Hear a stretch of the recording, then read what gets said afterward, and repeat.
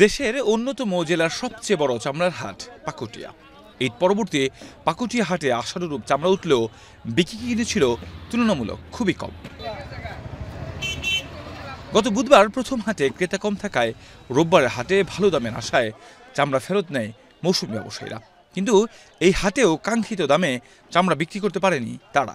ফলে অনেকেই বাধ্য হয়ে কম দামে চামড়া বিক্রি করেছেন, কেউ আবার নিয়েছেন ফেরত। চামড়া কিনা তো বেশি ভালো না, বাজার ভালো না, লবণে চামড়া পুষে না, বুঝছেন? দিকপাতি আসছি, খুব বাজার খারাপ।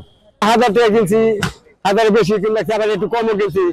যে দাম করতেছে বাজারে এই দামে তো আমরা চালানো হয় না। কিনা এলো 800, বেচলাম এলো 350। সরকারের কাছে আকুল আবেদন যে আসলে চামড়া দিকে একটু খেয়াল রাখেন, যাতে করে চামড়া একটু দামটা বৃদ্ধি পায়। পাকুটিয়া হাট পরিচালক বলেন, ক্রেতা সংকটে লোকসানের পথে চামড়া ব্যবসায়ীরা, ফলে অনেকেই ছেড়ে দিচ্ছেন এই পেশা। অত্যন্ত দুঃখের সহিত বলতে হচ্ছে, এই শিল্পটা ধীরে ধীরে ধ্বংসের দ্বার প্রান্তে চলে যাচ্ছে বিদায়ী মাল আমদানি কম হচ্ছে। 1978 সালে পাকুটিয়া হাট প্রতিষ্ঠিত হয়। পুরনো এই চামড়ার হাটকে আগের মতো জমজমাটে প্রয়োজনীয় ব্যবস্থা নেওয়ার দাবি সংশ্লিষ্টদের।